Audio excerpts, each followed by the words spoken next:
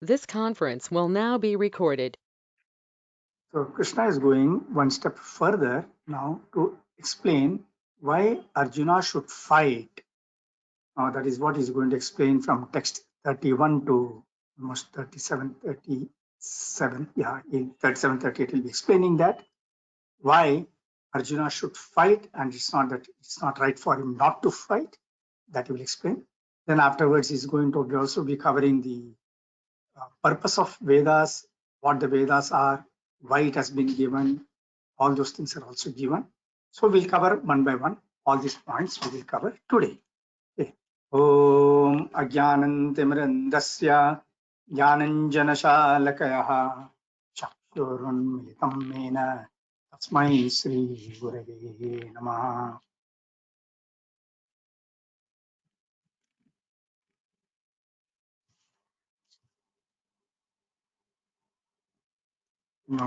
This thing is giving me some problem.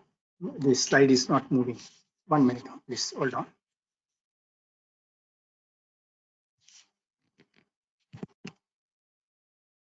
Yeah, sorry. Thank you. Om Ajnanantimirandasya Jnananjanashalakayah Chakshurunmilitam Mena Tasmai Sri Gurave Namaha. You have heard me singing this prayer every time. So the meaning of it is also given here this time. I was born in the darkest of ignorance, and my spiritual master has opened my eyes with the torch of knowledge. I offer my respectful obeisances unto you. Whatever we are, if we have to understand Bhagavad Gita or Srimad Bhagavatam, Chaitanya Charitamrita, or anything connected with devotional service, all of us need the assistance or guidance of a spiritual master, of a guru. A guru is one who really takes us forward, takes us and teaches us what real life is, the purpose of life, everything he teaches us. So that's why we are paying. We are paying our respects to our guru and the entire guru parampara, because the guru has guru is guru, like that it goes. After explaining now the next verse from text 31 to 38, now Krishna is explaining, giving reasons why Arjuna should fight. And he's also telling why Arjuna should, what will happen if he doesn't fight. That also is explaining.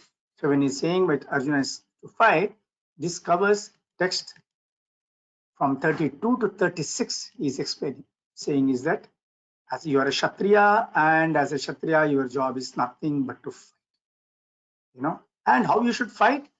You just not that you fight for some sort of some benefit for yourself. You must fight for on religious principles. If you want real true happiness, then that fight has to be on religious principles only. You need to fight, because only when you fight on religious principles will you be happy. Otherwise, unhappiness can also come in. That again he explains later on how it comes like that. Then he says that you want this kingdom, you want to enjoy this kingdom on earth. Yes, there is a possibility, everything you can do, but then you have to do your duty of fighting. Or at the most, what happened in a fight? Either you will win or the other party will win. That's what is going to happen. Doesn't matter. Even if you win, you will get this kingdom, and if you don't win, you will go to heaven. He says, and if you don't fight, what will happen? If you don't fight, you will incur sin for neglecting your duties. Then your reputation is at stake, because people will say that you are covered and you have run away from the battlefield. That's what they will say. And in life, for everybody, dishonor is worse than death. See, even nowadays, even in the, forget it, these people were with very high standards, Arjuna, Krishna, and all. But even today, when the standards have really come down in Kali Yuga, still we do believe that we have to lead an honorable life in this world. We do not want any dishonor. Just imagine at that time, about 5,000 years back, how it must have been, where the principles of religion and the, what do you call it, the ethics were all very, very high at that time. If they say something, they believe in it and they do it. They honor their words. All these things were there. So he's explaining, this is really bad for you if you don't follow. So please don't run away from the battle. And then In text 38, it comes to Krishna is giving a beautiful, this is a very beautiful shloka. If you have got the book with you, please open text 38. In text 38 of second chapter, saying, Sukadukke same kritva lava lava jaya jaya tato yuddhaya yujyasva naivam papam avapsyasi. Do thou fight for the sake of fighting, O Arjuna, without considering happiness or distress, loss or gain, victory or defeat. And by so doing, you shall never incur sin. Now, this is quite difficult, is it not? He says, do thou fight for the sake of fighting without considering happiness or distress, loss or gain, victory or defeat. And by so doing, you shall never incur sin. Now, Krishna is directly guiding Arjuna and telling that just fight. Don't worry about anything. Don't worry whether you will win the war or you will lose the war, whether you are going to gain or not. See, this is actually, we have to understand all these things are really meant for us, this entire Bhagavad Gita. Now we have to, after I finish this, next slide, I will take you to how it applies to us. We'll take that and see. So he says, don't worry about it. Sukadukke same kritva labha labha jaya jaya. This is Sukadukke. You can get happiness or distress. Sukadukke same kritva.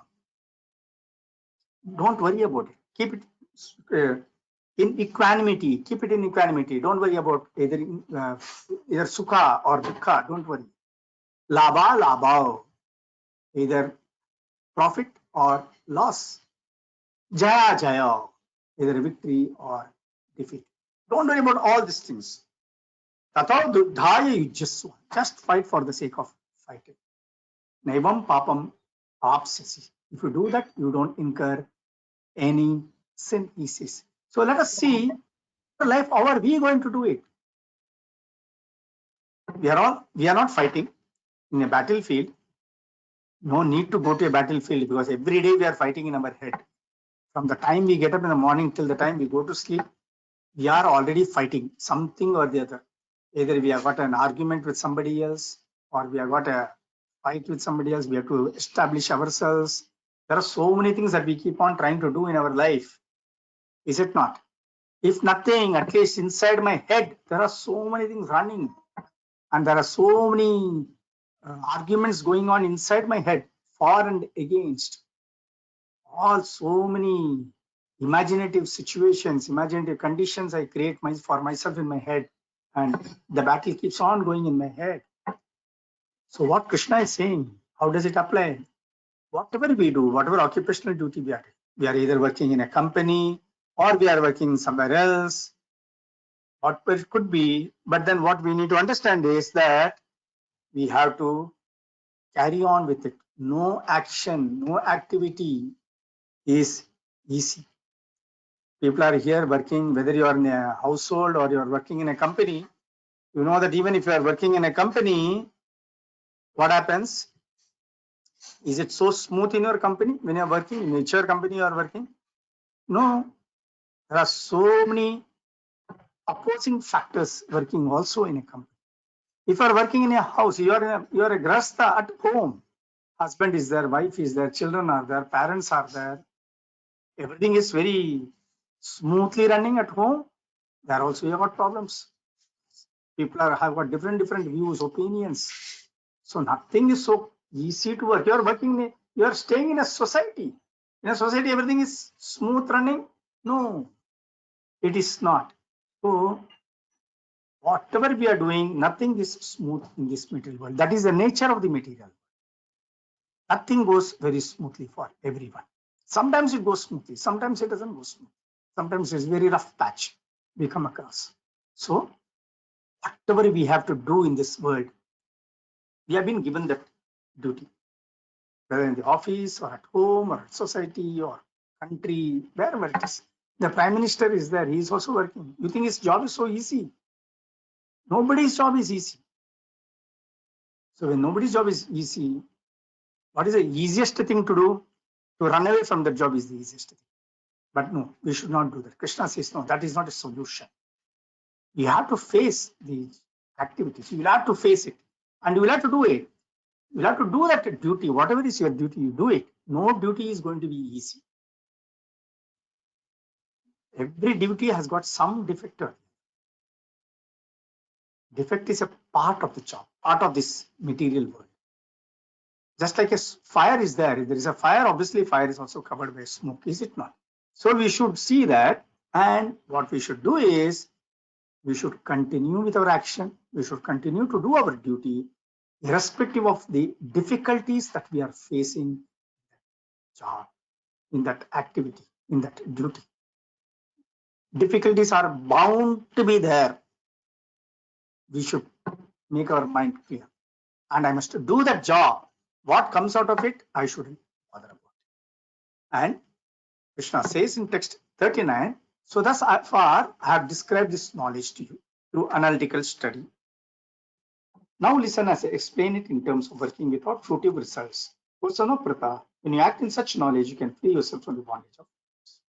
So this is the translation of text 39, what I read now. Here there are 2-3 things that we have to understand. One is he's talking of a analytical study, which means Sankhya, that is explained in Eshate Vihita Sankhye Buddhir Yoge Tvimam Shrunuhu. He explains like Sankhya. Sankhya philosophy means, Sankhya means what? Analytical study. So he's saying that I'm explaining to you through analytical study.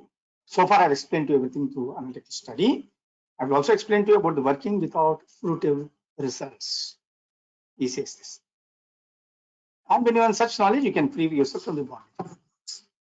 So there are 3 things here which he is clearly talking of. So let us look at these things.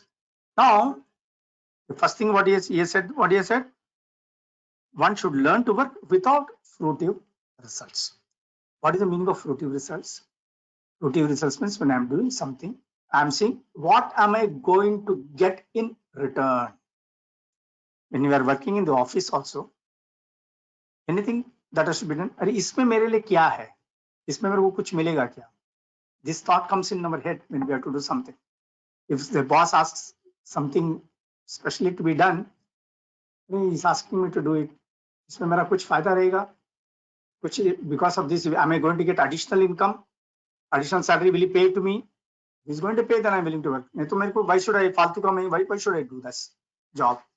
These thoughts come in our head. So Krishna says, no, don't have such thoughts.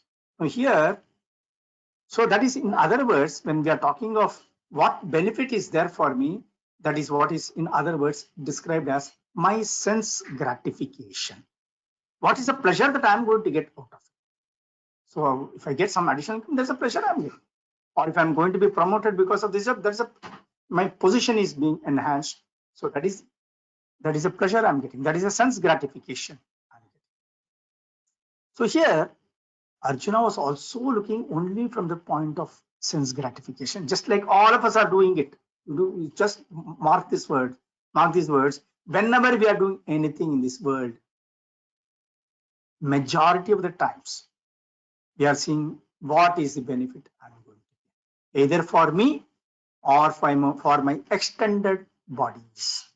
Extended bodies means my wife, my husband, my children, my brothers, sisters, my parents, my friends. These are all extended bodies.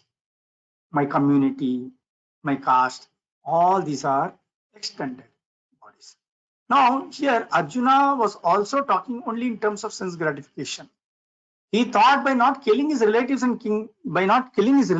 and friends, he would be happier than by killing them, than by enjoying the kingdom after conquering his cousins. There are 2 things here, you see. One, he says things that by not killing his relatives and kinsmen, he would be happy. And that happiness is better than getting the kingdom after winning the war. So in both cases, the basic principle is what? Sense gratification. So in Srimad Bhagavatam, Devahuti Kardama Muni, they get son called Kapila, who is none other than an incarnation of the Lord. Lord Kapila comes to explain Sankhya philosophy to Devahuti. And while explaining the Sankhya philosophy to Devahuti, he is explaining how the Lord glanced over the Prakriti or nature, and that's the way the whole thing is. It's not that he's explaining, even before that Brahmaji himself is explaining all these things in the conversation between uh, Maitreya Muni and Brahmaji and Narada, where Brahma is explaining how this entire universe is created, and in that he's explaining how this entire universe gets impregnated with the individual souls. We are all impregnated into these individual souls. The Lord glanced over the Prakriti and he impregnates it with all the individual souls. Now, how these individual souls are working in this universe? All the individual souls are only thinking in terms of sense gratification. Sense gratification, in other words, how to get that happiness. That's what we are all thinking. But unfortunately, under the spell of material energy, under the spell of Prakriti, we are all thinking of being enjoyers. Actually, we have both happiness and distress, both we get here. But the thing is that we all want that happiness. And in order to get that happiness, we engage ourselves in different types of activities where sometimes we get the happiness and sometimes we don't get the happiness. So when will I be able to overcome such a feeling of only of happiness for myself, which I'm thinking constantly, and when will I be able to understand the real truth? So Krishna explains that in Bhagavad Gita. Again, later on, in the later on chapter, Krishna is explaining that. And he is saying that after many, many births only this knowledge comes. Bahunam janmanam ante jnanavan mam prapadyate vasudeva sarvamiti samahatma sadhurlabhaha. He explains that. That is, what is that? What does that mean? He says, Bahunam janmanam ante, after many, many births only. Bahunam janmanam jnanavan mam prapadyate. That means the knowledge comes. What knowledge comes? Vasudeva sarvamiti. Samahatma sadhurlabha. Vasudeva is everything. There is nothing else. Vasudeva is the ultimate. So that knowledge, when does it come? Only after many, many births that knowledge comes. So Krishna explains that. So it's only in this also, in this text also, in the purport, Prabhupada is explaining this. It's only after many, many births of such sense gratification activities that a great soul surrenders unto Vasudeva, thereby fulfilling the search after the ultimate truth. Explains. And third one, what I talked is action without fruitive results, which will bring us happiness, which will free us from the bondage of works. Now, this action without fruitive results, that is called Buddhi Yoga, or action in Krishna consciousness. Now, here, Buddhi means what? Buddhi means intelligence. Yoga means activity, or yoga in order to elevate myself to a higher level. Yes. We all have got different standards, and going into a higher standard of where I've got a sort of a control over myself completely, or actual yoga means where I've got a direct relationship, connecting the Atma with Paramatma. That is called, that is what is real yoga. By using our intelligence, how do we do that? So that is being explained here, and in the context is explaining here, is saying that Arjuna accepted Krishna as the master. So for doing understanding Buddhi Yoga also, action in Krishna consciousness, or action without any doing action without expecting anything in return, and doing only for the sake of satisfying Krishna, that is called action in Krishna consciousness, that is called Buddhi Yoga. Now here in this Buddhi Yoga, first there should be a spiritual master to explain to us the process. Here Arjuna is accepting Krishna as the master, and Krishna is explaining the entire process to Arjuna. And he's explaining that process completely, where he's explaining what is Buddhi Yoga or Karma Yoga. where a devotional service is practice of devotional service, what we are doing, or practice of doing our activities only for the sake of satisfying the Lord, only for the purpose of pleasing the Lord. We do that. And in Buddha Yoga, as I said, there is a direct communion between the Supreme Lord and ourselves. In everybody's body, every living entity's body, not only every human being, every living entity's body, we have to go back to what we studied between Atma and the Sharira, where Krishna explains that there is a Atma inside.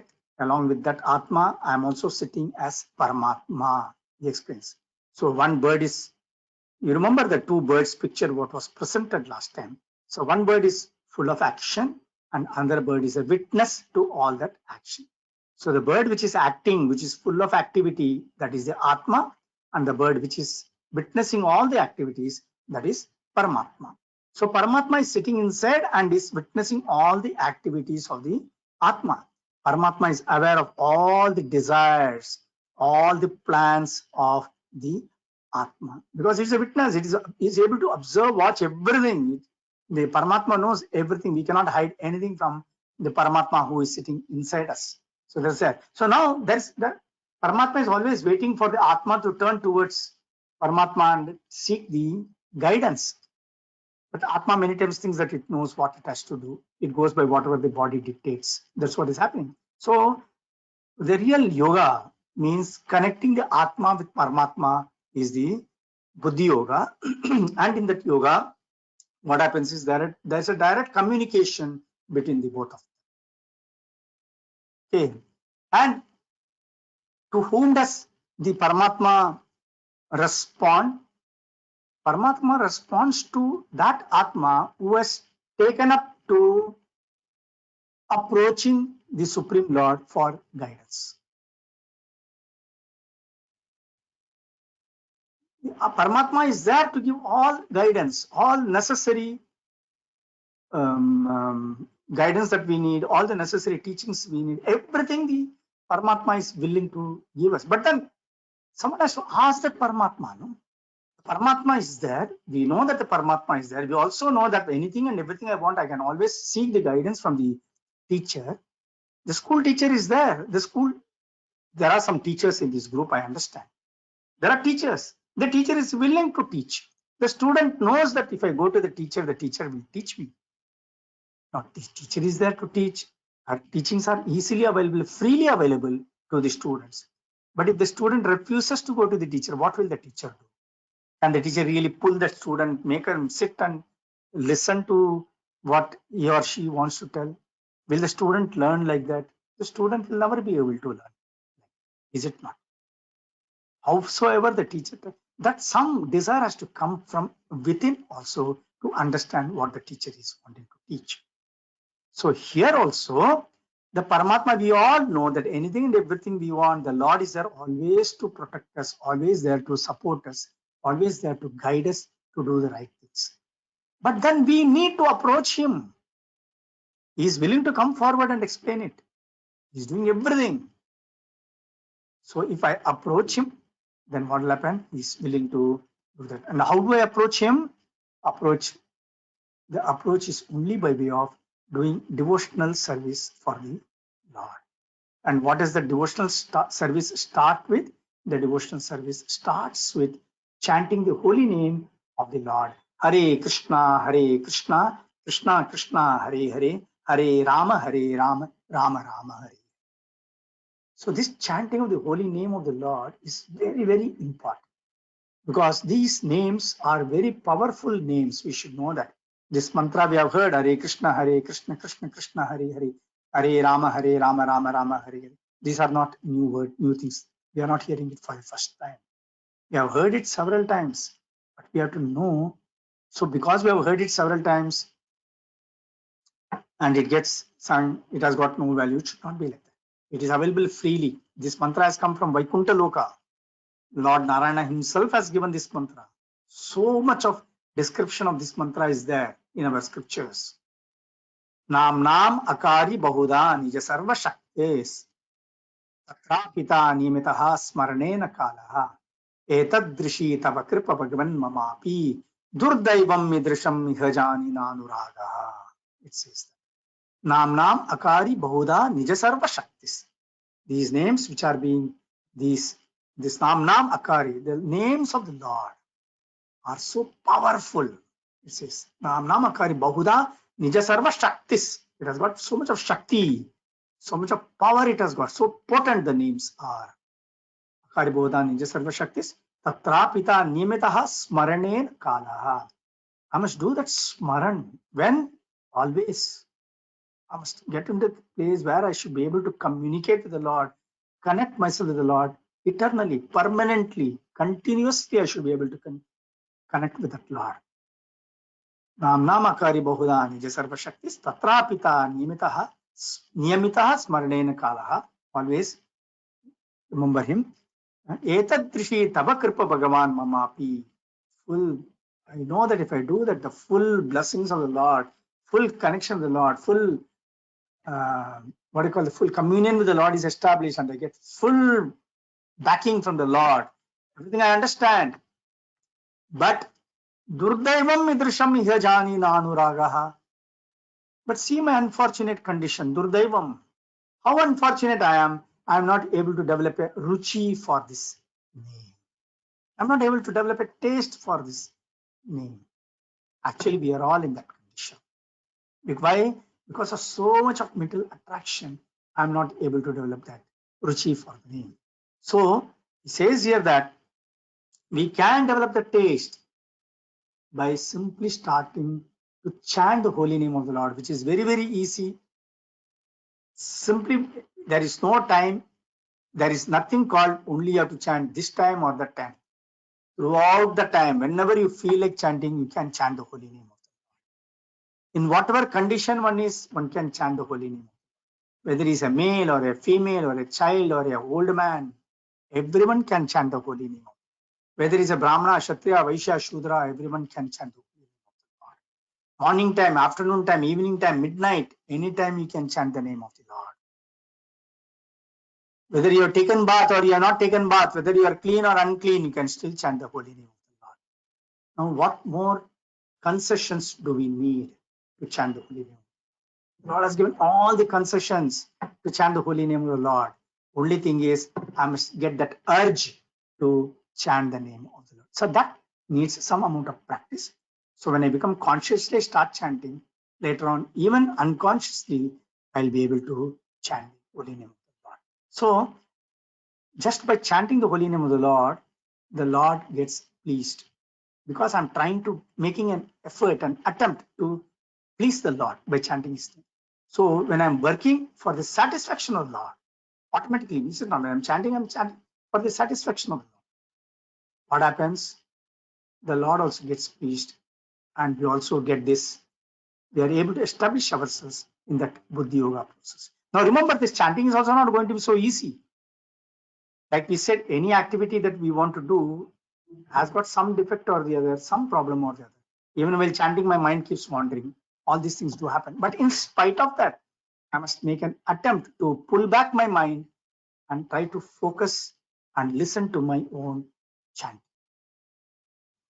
When I do like this, what happens? The last point, what is written here, one who works for the satisfaction of the Lord only, however difficult such work may be, like this chanting, I gave an example, is working under the principle of Buddhi Yoga and finds himself always in transcendental bliss. This way's liberation is complete in itself without making any extraneous endeavors to acquire knowledge.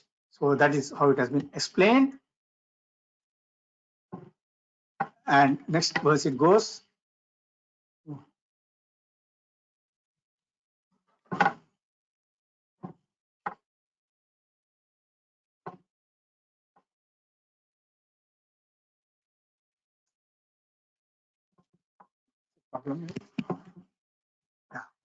Text 40.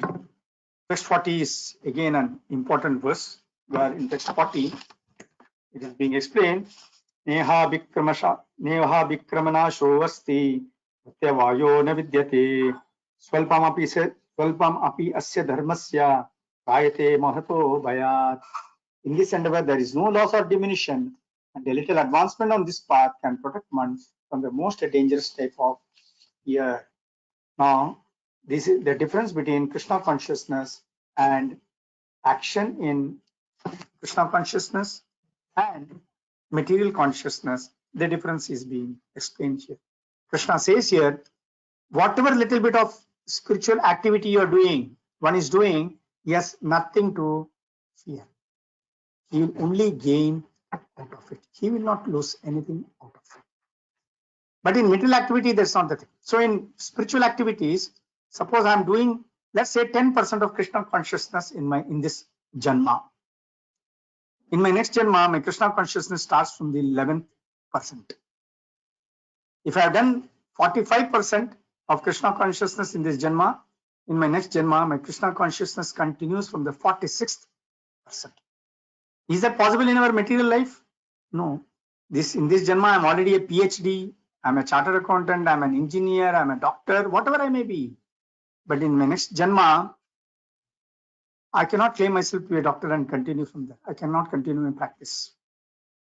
I have to again take birth. When I take birth, I have to start from kindergarten. From nursery, I have to start. Kindergarten, school, college, post-graduation, everything. I have to continue to do my... Now, there the picture you see, the picture is the story of Ajamila. Many would have heard the name of Ajamila. Ajamila was a very nice Brahmana. He was doing a good, all Krishna conscious activities. He was a great devotee of the Lord. But once he goes to the forest to pick up flowers for his father, flowers, because his father was doing some puja, so father wanted the flowers, so he went to the forest to pick up flowers. And in the forest, when he went, he saw one prostitute sitting with one Shudra in a very compromising position. So this Ajamila's mind got totally polluted by that. And when it got polluted, what he did? He gave up all his religious activities, all his spiritual activities, went after that prostitute and started leading a life with the prostitute. And when he was leading that life with the prostitute, he started begetting a lot of children. And now that he has got a family, he has to maintain, which means to maintain means he has to earn income. And in order to earn income, he also started engaging himself in many of the nefarious activities. And he was with the prostitute, both of them became drunkards. All this started happening. All this happened to him. And his consciousness, Krishna consciousness, became zero. Now, his time of death was come. So when his time came to leave the body, the Yamadutas came there to pick him up. And he could see the Yamadutas, all those guys in this very, you can see on the right side of this, where they are so, looks very dangerous and very fearful they look. These Yamadutas were very fearful looking, their looks were very fearful. And Ajamila got so scared. Now what happened was, Ajamila was very affectionate to his youngest son, youngest child, whose name was Narayana. He had named him Narayana. And you know, generally what happens is, parents generally, if they got 4 or 5 children, they're generally attached to the last child. So this father, Ajamila, was also attached to his last child, who was about 9th or 10th child. And he was always used to call Narayana, Narayana, come, let's have the lunch. When he wants to go to sleep, he'll call Narayana, let's go to sleep. He wants to have to go out, Narayana, come with me, give me company, also come with me. So like that, always used to call out Narayana, Narayana. When he saw these Yamadutas, Ajamila got so scared, so scared. And he started screaming, Narayana, Narayana. He started calling, he was actually calling out his son, Narayana. He thought this small child will come and save him. He called out Narayana so from the bottom of his heart. At that time, what happened? When he called out Narayana like that, immediately the Vishnu Dutas came there. And the Vishnu Dutas stopped the Yamadutas from taking out Ajamila's soul. So the Yamadutas asked, why are you stopping? Because he said, no. Vishnu Duta said, Ajamila has taken out the name of Narayana. Now that he has taken the name of Narayana, we are there to protect him. You cannot take him away. So they came and they the Vishnu Dutas completely protected Ajamila. Now that's the same story here. That is what the text 20 says. Swalpam api asya dharmasya trayate mahato bhayat. It says that. Swalpam api, even a little bit of devotional service, if we do, what happens? Swalpam api asya dharmasya trayate mahato bhayat. You are protected from the most dangerous type of fear. So that is the beauty of this. So why we should not take advantage of it? That's the way it comes. Then comes the text 41, where Krishna is explaining those who are on this path are resolute and their aim is one. O beloved child of Kuru, the intelligence of those who are irresolute is many branch. This we have this experience in our life, is it not? We are not always resolute in our purpose. We have got so much of, or so many branches. Once I want to do this, I want to do that. Mind keeps on going in all directions. In the process, I'm not able to focus on something really good for myself. I'm not talking for everybody. I'm talking for the, there are some who have got this problem. I have one, I'm for one, I have this problem. So Krishna says, those who are on this path are resolute and their aim is one. Who are resolute on which path? On the path of devotional service. They are very resolute and their aim is very clear. But those whose intelligence of those who are irresolute is many branch. For this, what we need is the complete faith. Now, here in this picture, we are showing where Narasimhadeva is coming out of the pillar. Is it not? Faith. What is this behind? What faith is this? Because here, what happened was, all of you know the story, so I won't get into this. Hiranyakashipu is asking Prahlad, you think when Prahlad says the Lord is everywhere, Hiranyakashipu is showing one pillar and saying, is your Lord present in this pillar? Prahlad says, yes, he is there. So Hiranyakashipu hits that pillar, and from that pillar, Narasimhadeva comes out. Satyam vidatum nijavritya bhashitam Daptim cha bhuteshu akileshu chatmanaha adrishat adbhuta rupam udvam stambe sabhayam na mrigam na manusham. So here, what happened? Because his Narasimhadeva, the Lord wanted to prove that the statement of his devotee is true. In order to prove that the statement of his devotee is true, the Lord took one adbhuta rupam. He took such a wonderful form. Adrishyam. It was so surprising, so marvelous rupa it was. Stambhe sabhayam. The stamba which was there in the sabha. That sabha, the stamba, the pillar which was there, stambhe sabhayam, na mrigam, na manusham. He came out, he took a form which was totally different. It was neither a mrigam nor a manusham. Neither an animal nor a human being. He took that. So, first and foremost thing we need is the faith in what? In Krishna consciousness. Faith in the Lord. Everything starts with faith. That is called Shraddha. When we have that Shraddha, Shraddha means faith, then what happens? With the Shraddha, we get into Sadhu Sangha. Then only when we have that faith, then only we get into an association of devotees. And when we get into an association of Sadhu Sangha, then next comes the Bhajana Kriya. We engage ourselves in the devotional service for the.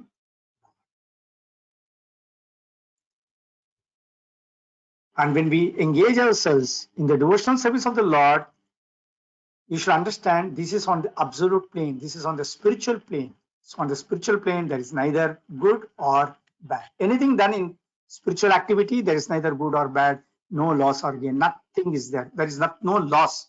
All gain is there in terms of progress in spiritual life. But in the material world, when we do any activity, we always think of good or bad, loss or gain, everything we start thinking here. So that's why it is, everything starts with faith. And when we start doing with faith, all activities are on the absolute plane, and in that we are not subjected to any dualities. That is not. And 42 to 44, in this, Krishna is explaining about the Vedas, how the Vedas are very attractive. The Ucharan of the Vedas, the recitation of the Vedas are very attractive. The all flowery words are there. And what these Vedas are for, you have to understand who has given these Vedas. Again, Krishna says, I am the one who has given the Vedescha sarvar aham eva vedya Vedanta krit vedavid eva chaham. He says that. So he says Vedescha sarvar aham eva vedya. By Vedas I am to be known. Vedescha sarvar aham eva vedya Vedanta krit. I am the knower, I am the compiler of the Vedas. He says Vedanta krit vedavid eva chaham. And I am to be known by the Vedas. He says. So these Vedas were given to Brahma, and Brahma is given to his son Narada, and from there in the disciplic succession it has come down to us also. Now Vedas are very, very attractive. When the Vedas are chanted, so beautiful it sounds, and we all get very naturally attracted to the Vedas. The purpose of Vedas, what? 75% of the Vedas is teaching us how to lead a great life in this material world. That is, how we can lead a wonderful life, how we can lead a wealthy life, we can be opulent here, all Aishwarya, how we can get power in this world, how we can get position in this world, how we can get a beautiful wife, a very nice husband, handsome husband, everything we can get. All these things are explained. How we can move into the heavenly planets, Swargaloka, how we can go to the higher planets. No, how that is also being explained. But 25% of the Vedas are devoted to devotional service. The problem is by the time we complete that 75% of the Vedas, we get bogged down with this material attraction, material things, and we want to live in this world only. That's what happens. So many times people forget that 25%. So Vedas are very attractive. This is the problem with Vedas. Vedas are very good. It has come from the Lord only, but we should understand the purpose of Vedas and try to attain the Lord. If you are doing that, then that is great. So in the text 44, it says, in the minds of those who are too attached to sense enjoyment and material opulence and who are bewildered by such things, the resolute determination of devotional service to the Supreme Lord does not take place. Why? Because the 75% of the Vedas, what we said, they are so attractive. It is making our life so excellent, also opulent on this material world, that we are getting attracted by so many material things. Our mind has got distracted and we do not want to take up to the devotional service so easily. Yes. And then Vedas also deal with the three modes of material nature: Sattvic guna, Rajasic guna, and Tamasic guna. We need to rise above these gunas in to understand the Lord. Why? Because if we want to understand that, we need to become free from all the sorts of anxieties we are suffering in this world. Anxiety is a very big thing you are all disturbed by. And why this anxiety comes? Only because of the dualities involved. When I do something, I want to see whether it is going to produce a result that I want. That is what I'm always thinking of. So that is what is producing that anxiety. That is why Krishna said, Sukha dukkhe same kritva labha labha jaya jaya. He says, that's why he says, try to be equipoised, whether it is victory or defeat, whether it is profit or loss, whether it is happiness or distress. Be free from all the dualities and from all anxieties for gain and safety, and be established in the self. He explains that. And now this is a very interesting slide, self-explanatory, but still we can understand this. Vedas are there. The purpose of Vedas is self-realization. And from self-realization means what? To understand the Supreme Lord, and also to understand we are part and parcel of the Supreme Lord.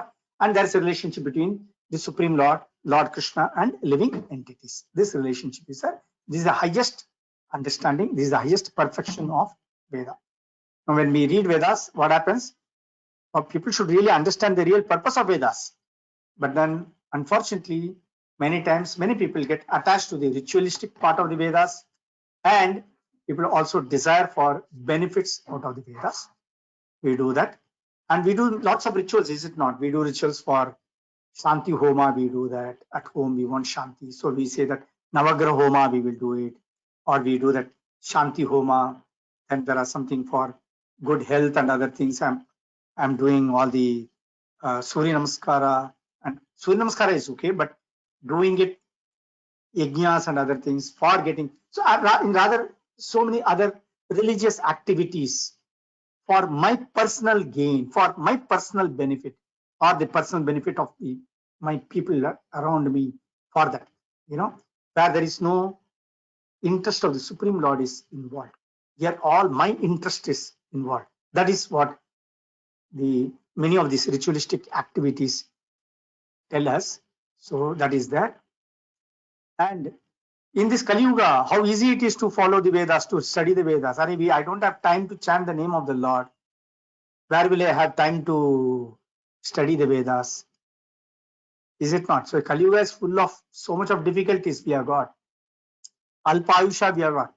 Small number of years we have got. And totally I'm in a disturbed state of mind constantly. I'm always anxious. In between, someone comes and tells you, study the Vedas. Where will I read? That's not possible. All these things are not possible. So what is the solution? If this is not possible, solution is the easiest route given to us. And what is the easiest process? Is simply Sankirtana Yajna. Yes. What is the Sankirtana Yajna? Hare Krishna, Krishna Krishna, Hare Hare, Hare Rama, Rama Rama, Hare Hare. This is the easiest Sankirtana Yajna that has been given to us. And what is this skill? Nama Sankirtanam. That is called Sankirtana Yajna, means Nama Sankirtanam. Nama Sankirtanasya Sarva Papa Pranashanam Pranamo Dukkashmanastam Namami Hari. In this age of Kali, Nama Sankirtanam Isya Sarva, the congregational chanting of the holy name of Krishna. What does it do? It destroys all the papas. Sarva Papa Pranashanam. It destroys all sorts of papas.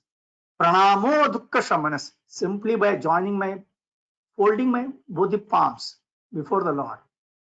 Pranamo Dukkha Shamanas. Even by standing before the Lord, folding both my hands and just praying to Him, bowing down my head and telling, oh Krishna, calling out the name of Krishna from the bottom of my heart. Pranamo Dukkha Shamanas. Whatever dukkha I have got, everything will get just simply dried out. Pranamo Dukkha Shamanas. Tam Namami Harim Param. By taking the name of Hari, the Supreme Lord Krishna. That's what Bhagavatam says. That's how Bhagavatam ends. So Nama Sankirtana is so powerful. We must see how we can do it and we can make our life successful. And comes the most popular verse, or rather one of the popular verses in Bhagavad Gita. Karmanyevadikaraste ma paleshu kadachana ma karma pala heturbhur ma te sango asmi karmani. You have a right to perform your prescribed duty, but you are not entitled to the fruits of action. Never consider yourself to be the cause of the results of your activities and never be attached to not doing your duty. So this is in B.R. Chopra's Mahabharata, it comes, right? Where this one used to be sung. Where these are all the formulas given to us how to be happy in this world. Problem comes only when I'm expecting results for my actions. But if I just simply do it as a matter of duty, there is no problem. Not that every time everyone will get the same results. No. For the 10th standard and 12th standard, students study so hard. Is everyone getting 99%, 98%? Some are getting 80% also. Some are getting 70% also. Those who are getting 80%, you mean to say, or 70%, they have not put any effort at all. They also put some efforts. All those things have been done. But the results are coming differently for different persons. what to do? So somebody getting 85%, they feel so sad about it. Somebody getting 90% also feels sad. Somebody getting 95%, they also sometimes feel sad because others have got 98, 99%. All these things we see. So we can't really, we should not think that I'm the cause for whatever I'm getting. No, you're not the cause for it. You're doing your duty. What comes out is left in the hands of the Lord. And we should not be attached to not doing our duty also. I do not know what I will get, so I will not do it. No, I cannot be like that. So I have to keep doing my duty. There are many types of duties we should understand. There are duties which are, they can be fitted into 3 subdivisions, as it's been said here: routine work, emergency work, and desired activities. We have to do that, our duties. I have to continue my life in this. I have to do my devotional service, but at the same time, I have to continue my life in this world, is it not? So if I have to do my life in this, if I have to continue my life in this world, I have to earn my money to protect my family, to feed my family members. So that job I have to do. I cannot escape from it. I have to do that. That is my regular routine work. But I have to do it in such a manner that I do it very honestly, very faithfully. I do that job and I get rewarded for that. Whatever reward I get, I accept it and I utilize it for myself and for Krishna consciousness, whatever I can. I should do that. Externally, I'm doing my job like anybody else. But internally, I am fully Krishna conscious. That is what we have to adopt. So everything, all this Krishna consciousness is internal. It is inside me. Externally, I may appear like any other ordinary person doing this material activity. But I'm doing that material activity without real attachment. So I'm doing my prescribed duty without expecting great results, without expecting any fruits out of that. But I know whatever I'll get, I'll be satisfied with that. And I don't think that whatever results you get, because of me only I got that result. No. I will do my duty, but knowing very well that it is the Lord who is giving me the fruits. So if I adopt that method, then whatever I'm doing, I'm going to do it very equipoised. I'm going to be in my approach. And when I'm very much equipoised, I don't have any attachment to success or failure. Gain or victory are Krishna's concern. Arjuna is simply advised to act according to the dictation of Krishna. The following of Krishna's dictation is real yoga, and this is practiced in the process called Krishna consciousness. So beautifully given, in the purport. Srila Prabhupada is explaining this. Our job is simply to do seva for the sake of Krishna. That is our real job. And we do all the activities simply for the satisfaction of Krishna. Bhoktaram yajnatapasam sarvaloka maheshwaram surdam sarvabhutanam natva mam shantim rachiti. Krishna says in Bhagavad Gita, Bhoktaram yajnatapasam, whatever activities you are doing it only for my sake. Natva mam shantim rachiti. If you know this truth, if you have got this knowledge, once you get this knowledge, Natva mam. If you get this knowledge, Shantim Rachati, you will live very peacefully. So everything I'm doing only for the satisfaction of Krishna. That realization I must get. Then I can lead a very peaceful life. Perform duties equipoised without attachment to loss or gain. This is yoga. Again, very pictorially, it is very clear. So we saw action in yoga. We have to concentrate the mind on the Supreme by controlling the senses. Is it so easy, you think? If that is then only you will attain Krishna. That's what yogic process says, that when we go to what is it? Yoga, Jnana Yoga, Ashtanga Yoga, when we get into that, we'll see that how it is like. No, it is not easy to control the mind, control the senses, and then only you can attain Krishna, it says. But then there is another simpler way of doing. What is the simpler way? Ultimate aim is to attain Krishna, right? Either by I go into the yogic process, Ashtanga Yoga process, I go and try to attain mystic processes, I go and try to attain Krishna, or I got a Bhakti Yoga or Buddhi Yoga. Easy process is available. That is just simply follow Krishna's instructions without considering loss or gain, and there I get the real. Act according to Krishna's instructions. And in that, what happens? I give up all false sense of proprietorship. Bhoktaram Yajnatapasam Sarvaloka Maheshwaram Suhridam Sarvabhutanam. He says, what does it mean? All the actions that I'm performing in this universe, everything is for Krishna only. The ultimate benefactor of that is Krishna. Bhoktaram Yajnatapasam. I may be working in an office and I may think that, wow, great, I'm the one doing it. But honestly, it is everything is, you are made to work by Krishna.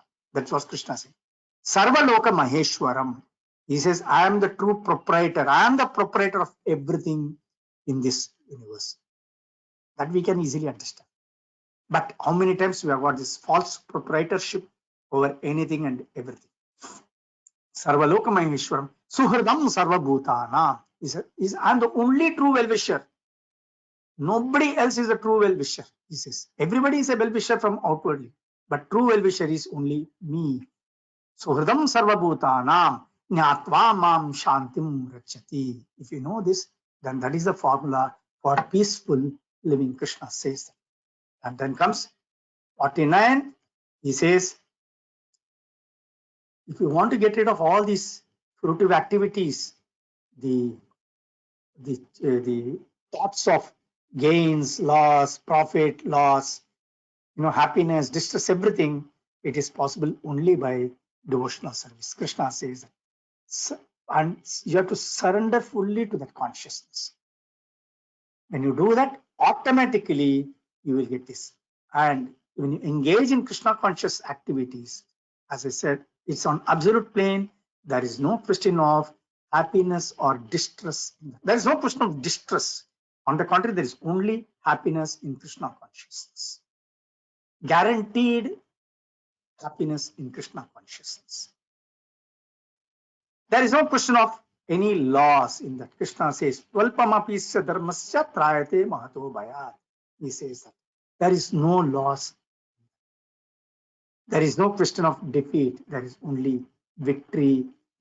So we have to see, instead of singing what benefit I'm going to get, we have to see how can my activity please Krishna.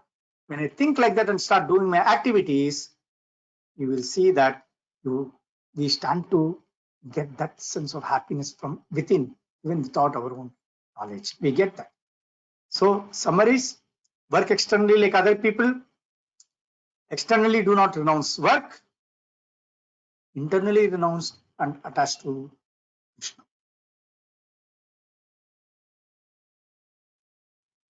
This is clear now what we talked, the summarization. So Arjuna is also asked to work externally like anybody else, fight the battle. It's like all the other soldiers, you also fight, you also work. He's not, you should not renounce your work, whatever duties are that duty you have to do it. But internally, whatever is there, you understand that everything I'm doing only for Krishna's sake. It is Krishna's orders or for Krishna's satisfaction. I will do it. Arjuna fought the battle on the instructions of Krishna because Krishna wanted that battle to take place. Because Krishna wanted that battle to take place and wanted to annihilate all the adharmics from this universe, he asked Arjuna to fight the war. And Arjuna did everything only for the sake of Krishna. So that is there. 3 more verses are there. A man engaged in devotional service rids himself of both good and bad actions even in this life. Therefore, strive for yoga, Arjuna, which is the art of all work. When we do this, we get freed from anxieties. When we do this, we learn how to engage ourselves in devotional service or in Krishna consciousness. And when we engage ourselves in Krishna consciousness, we become liberated from this chain of birth and death. And when we get ourselves free from that chain of birth and death, what happens? We get totally liberated. We get freed from this material body, which is a cause for all the problems. And we get ourselves what do we get then? We get a spiritual body. Text 51, he says, what the wise people did. Wise people means the earlier sages who could understand all these things. What they did, they took up to devotional service and they took refuge in the Lord and freed themselves from the cycle of birth and death. Simply by renouncing all the benefits that they would get in this material world. Externally, they were doing all the activities, all the renunciation was internal, and they attained the state beyond the miseries of this world. And what is the real misery of this world? Janma Mrityu Jara Vyadhi. That is what the true misery is. We are suffering. Whatever our suffering is there, or whatever our happiness is there, everything is connected with the body. Go back to the subject matters we learned the last two classes, between 10th to 30th verse. Everything is externally related. Matras parshastu kaunteya sitoshna sukha dukkha daha. He says, Agama payanuntyastam sitikshasva bharata. He says, happiness or distress is all because of sense perception, just like appearance and disappearance of summer and winter. That is that everything is connected with the material body. So the problem is all with the material body, not with the soul. And if I don't have this material body, then I don't have a problem. So if I don't have material body, then so Atma always has got a body. So which body I can have? I can always have a spiritual body by doing spiritual activities, by doing Krishna consciousness. Then he says, when your intelligence has passed out of the dense forest of delusion, you shall become indifferent to all that has been heard and all that is to be heard. So again, he's saying that Krishna has explained, this is what it is like. Krishna and his relationship with Krishna. When a person factually understands Krishna and his relationship with Krishna, he becomes totally indifferent to all the rituals of fruitive activities and everything connected with this material world. And he simply does everything for the satisfaction of Krishna. And when one is fully in Krishna consciousness and he engages himself in transcendental loving service, actually he becomes indifferent to all the ritualistic activities, to the regulative principles, everything, because he has already attained that perfection. Last verse for the day is talking about samadhi. When your mind is no longer disturbed by the flowery language of the Vedas and when it remains fixed in the trance of self-realization, then you will have attained the divine consciousness. The success rate, that is what is being explained here. So one attains that samadhi. One should not think samadhi means one is sitting with eyes closed, with the hands, no movement of the body. No, not like that. Samadhi means one who has realized the Supreme Lord in his Bhagavan feature. There are three features of the Lord: Brahman feature, Paramatma feature, Bhagavan feature. Bhagavan feature is the ultimate. He realizes that Bhagavan feature. He is able to realize the Supreme Lord, and face to face, he can stand before the Lord and talk to the Lord also. And he can also, and that comes only by discharging one's duties in Krishna consciousness in this material world. So with that, I'll stop the class for the day. Thank you very much to all of you. If you have got any questions, please feel free to ask me questions.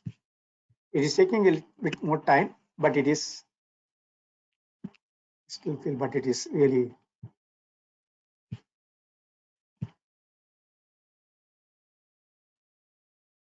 Yeah.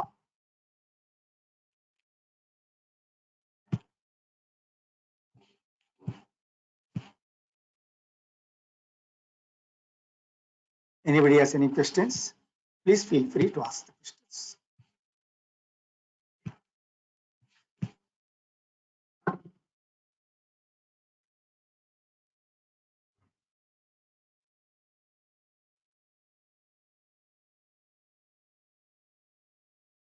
Hare Krishna, all of you are there?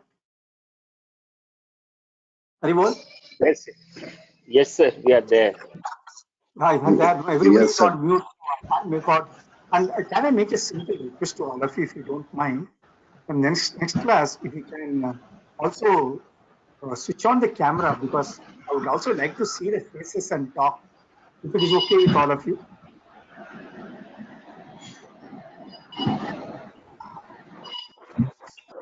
Yes, Prabhu. Yeah.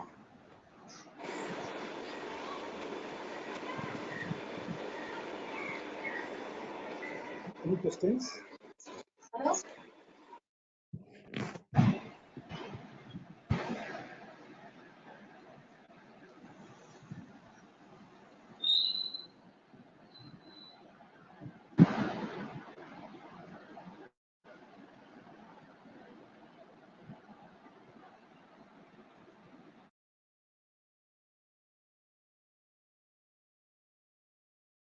No questions, then shall we close the class for the day? Okay, thank you to all of you. शिला प्रभु महाराज की जय, जय जय पताका स्वामी गुरु महाराज की जय, जय Shrimad Bhagavat Gita Yes. ग्रंथराज की जय